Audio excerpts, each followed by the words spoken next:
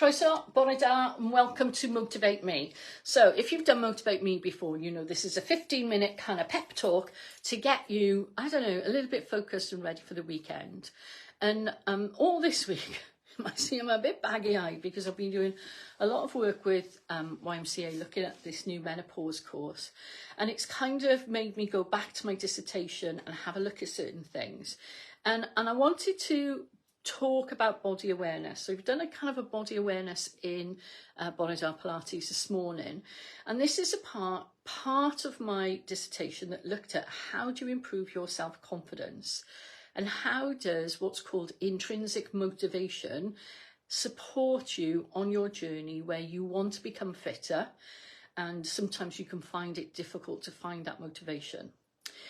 So for the part of my dissertation, it was almost looking at the psychological aspects about intrinsic motivation. And intrinsic motivation relies on what you think and what you believe. And I think, this can be quite a tricky thing because I think sometimes, especially in society, we're under pressure a lot to conform to society, about society's expectations, about what we should look like and what clothes we should wear. And that whole unconscious bias about how we make our kind of opinions up when we see somebody to begin with, and how do we stop doing that for a start off because it's not valid, and how do we secondly not always judge ourselves about how we look and how we feel about ourselves. And I just find this whole thing fascinating because when I was a personal trainer, I would quite often get women, I only really did women come to me wanting to get into a dress that they used to wear. But actually, they wanted to feel like they did when they were in that dress, or they felt like, they were fat if they didn't get into that dress. And you might have seen in the news this week lots of pictures of Pamela Anderson, who was, the pin-up model of the 80s in her red swimming costume, actually saying, like, I'm not stopped wearing makeup. She says, because I want to embrace life. She says, I don't call it the aging process, I call it the life-in process, and that we should accept who we are. So part of the work I did in my dissertation was looking at other kind of pieces of research where they categorised self-esteem in terms of body awareness. So one question was, you had 10 body parts that you had to list out of a score of 10 about how you felt about your body. So they were things like your belly, your bum, fine, all the things we think of. But then they were also doing things like your ear and your ankle and your hip, and about how, we kind of think like, oh no, but really the areas I'm concerned about is here. So it kind of gives you a good idea about areas of concern. The second part was to look at photos. There were 10 photos. They're age related. So I was doing a 45 to 55 year age group. And you had a very skinny person at one end and an obese person at the other end, with kind of 10 different ways of how you would get bigger and fatter as you went to number 10. And it was the same for men. I can put the picture up, but remember it's age related. So it doesn't always correlate if you're not within that age band. And what you had to do is you had to circle which was your perfect body. Which do you think like is the perfect body, if there is such a thing?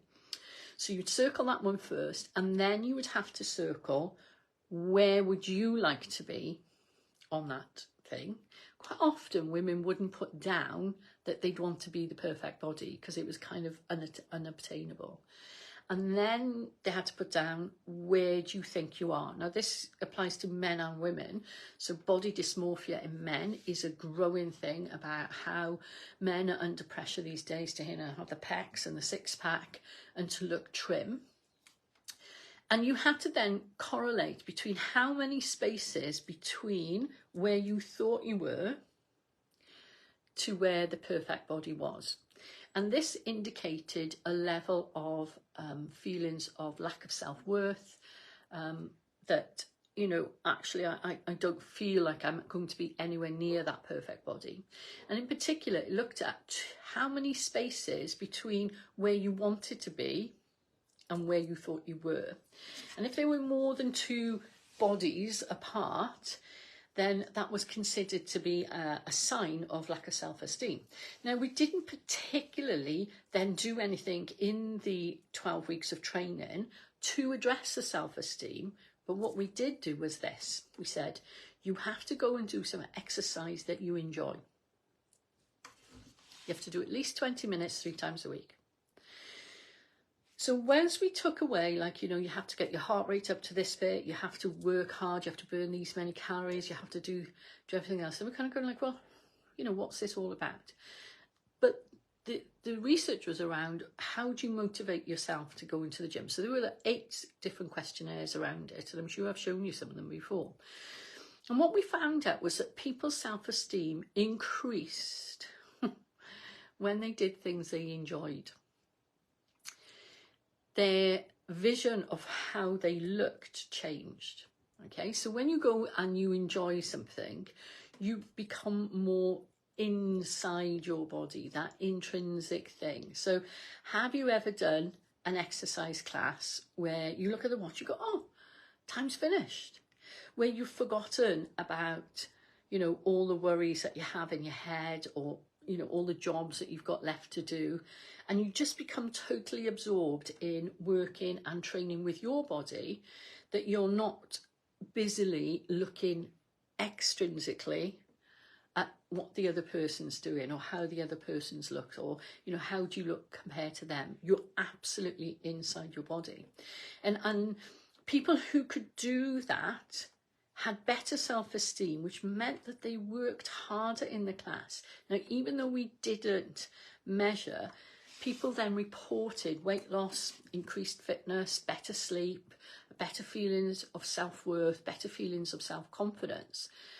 And I find this whole thing really fascinating, because if you're always kind of pushing yourself to want to look externally different, there's always going to be somebody out there prettier, skinnier, fat, you know, flatter belly than you, can do the splits, can do press-ups. And you'll always find that you're chasing a goal that is never satisfying, because as you get to that goal, there'll be another goal.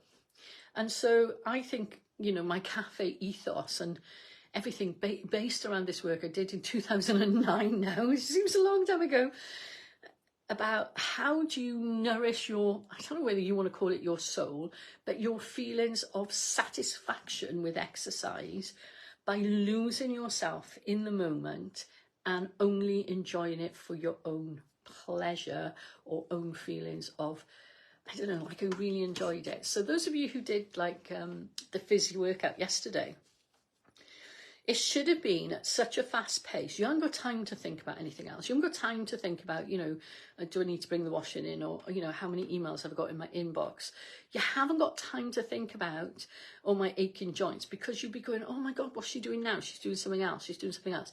And that engagement of your brain is part of the training to increase your self-confidence and your self-worth. The other part is, of course, the Pilates. So in Pilates, you're often taught, like we did today, to kind of measure your body objectively. I was going to get them confused. So when you're subjective about your body, you're kind of going like, oh, I don't like that back. Oh, look at that flabby bit under there. Okay, what's my back fat doing? You're so busy kind of going like, where's the numbers on the clock face? Okay. So you become so absorbed in the movement, and can you reach, or can you make that shape, and where do you move your body in and out of space? It becomes a thing for you. It becomes a thing in your body, kind of going like, oh yeah, my shoulder didn't work so good on this side, and oh, I find that, oh, I didn't like that exercise, or, you know, I enjoyed that bit. And that's what exercise should be about. That's that feeling you want to generate in order to love exercise, so that you are looking forward to doing exercise again. Because if you're at the point where you think like, oh, I just can't face it, it's because you're trying to, I'm not saying you are trying, but it can be because we are thinking about, we should do this, okay? And that's not what it's about. It's about, how does it feel? Can I do it? Do I feel good when I do it? Do I feel good when I'm finished? You know, sometimes I don't feel good doing it. but I feel great when I finish because I think like, yeah, I did that. And I've loved being back in the cafe because all of a sudden my body kind of goes like, yeah, come on, this is what you enjoy. This is what makes you feel good. So today's Motivate Me is all about changing your perspective or thinking about those different planes of movement. So in the planes of movement, if you can think of a line this way, a line that way, yeah, and a line that way, where you see your body in 3D, that you start to view your exercise in 3D. So it's not chasing a dream to get into your size 10 trousers, which might still happen. Not going to happen for me. But I'm not bothered because what I'm looking for is, can I feel like, I feel so much better after doing that and enjoy that feeling here, whilst at the same time knowing that the exercise that I'm providing for you is of the right kind of fitness level and the right choices. You don't have to do any homework, but you could try to think about the mindfulness of exercise and that intrinsic motivation, because it's key to success. If you are only looking for external goals all the time, comparing yourself before and after, or looking at other people, it is a hard chase, because once you get there, you're going to get, you're going to be feeling like you've got to go to the next stage. If you're thinking about nourishing your fitness in terms of feeling good about it, maybe you can lose weight from it, maybe you improve your fitness levels, your life becomes easier, then go with it. The weekends are often times where we kind of slack off a little bit in terms of our thinking process, and we need this recovery time. So if you're going out for a walk, don't kind of go, oh, I should go for a walk today, I need to get my 10,000 steps. That's not what it's about. You want to be thinking, I'm going for a walk, I'm going to smell the air. So remember, you want to occupy your senses. So you want to listen, you want to look, you want to smell things, you want to be aware of your environment. And then before you're going to bed tonight, try and think about that winding down process so that you can get into that more deep sleep so you become refreshed. Okay. If you want me to, I can put the pictures up on the webpage, on the Cafe Medi. Like I say, I think the ones I've got are very age related. They're around the age of 55. So if you're younger than 55, the body shape won't be quite the same, but you can probably still do the kind of scaling on it. And if you want to, I'll put up the rate your body parts, because that was the other thing. At the end of the 12 weeks, they rated their body parts higher, because you kind of think like, actually, my arms are really good because I'm strong and I can lift things, rather than thinking, oh, my arms are flabby. So it's about switching perspective and looking at it in 3D. Okay, I'm going to go. Have a lovely day. Good luck to all the rugby teams playing in the World Cup today. And see you all on Monday. Hwyl fawr.